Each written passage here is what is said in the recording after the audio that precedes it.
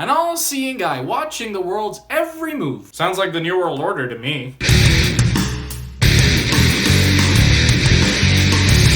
With the spawn of technology came a convenience upsurge in a myriad of manifestations. A progression that continues to expand at an exponential rate as time goes by. Of course, anyone with half a brain would know that technology is indeed a double-edged sword. As we become more dependent on technology and sacrifice more of our privacy for the sake of convenience or security, we basically pave the road for the Orwellian machine's domination over us, as every last thing about our lives is transformed into a digital fingerprint that is stored and can be used by the machine any way it sees fit. Then we've got the majority of people in modern society, which in my opinion are very similar to the employees of this film's cultish company. Indoctrinated drones guzzling corporate Kool-Aid and diminishing their individuality with every second as digital culture engulfs them. The Circle may be correct about a multitude of things regarding this technology and social media obsessed society, and it even communicates the ideology that would steer the world towards this really grim future. But with such a frustratingly disjointed script and razor-thin characters that exist as mere plot devices and nothing else, it wouldn't be right to call this film good. May Holland, played by Emma Watson, is stuck at a shitty job answering customer complaints for a water company. She's got a piece of crap car that keeps breaking down, and her father, Vinny, played by Bill Paxton, God rest his soul, is suffering from MS. May's life is about to change as her friend Annie, played by Gillan, lands her an entry-level job at a San Francisco-based social media conglomerate called The Circle, which is run by the friendly Eamon Bailey, played by Tom Hanks. Bailey introduces a small, undetectable ping-pong ball-sized camera that's been placed all over the world, which he says will help greatly in alleviating criminal behaviors from tyrannical governments and people on the wrong side of the law. A set of events lead to May rising up through the company's ranks and wearing the camera and going transparent 24/7 following a near-death kayaking experience. Eventually, she discovers what a constantly transparent life accessible to the whole world is truly like. The Circle is a steaming hot mess from top to bottom. A significant issue I had with this film was an utter lack of conflict. I get the idea, alright, these corporate bastards appear benevolent and do what they do under the guise of bettering the world, so everything appears fine and dandy through the eyes of the population, which is hypnotized and obsessed with social media. But you can't just keep going with no clear direction for the wide majority of the film, throw in one scene of conflict and tragedy that practically came out of nowhere, then end the film a few minutes later. This constitutes cinematic blasphemy of the highest order. Not only is it offensively sloppy screenwriting, there is no chance in hell that the message about menacing conglomerates would ever resonate. This film's abrupt ending royally pissed me off because it basically left the audience with half a movie. Just as things were finally about to become interesting, the Circle chickens out, consequently rendering the exploration of its relevant themes of transparency, privacy, accountability, and surveillance half-hearted. Another majorly disappointing facet of this film was that there is nobody to root for, not even Emma Watson's character. The characters in The Circle are beyond disposable and serve as mere plot devices, nothing else. The clumsily constructed script had the characters making 180-degree U-turns on their personalities whenever it needed to move the plot forward. I mean, May is supposedly an intelligent lass, right? Instead of being alarmed by the company's cult-like nature, their knowledge of her father's MS, and an in-your-face warning from her co-worker Ty, played by John Boyega, about the Circle being up to no good, she instead becomes an Orwellian superstar for the rest of the film, and when she finally wakes up, it's far too late for anybody to care. Annie, with her bubbly, lively personality, becomes a jealous mess when May is chosen as the company's poster girl, and then just immediately anxious and uneasy when she sees that the exploitation is just going too far. Ellar Coltrane plays Mercer, who's May's childhood friend that's anti-tech, and he's simply inserted into the film to shoddily present the privacy side of the privacy versus transparency debate. He's nowhere to be seen for the rest of the film, then he's used as a major plot device near the film's end. How pathetic.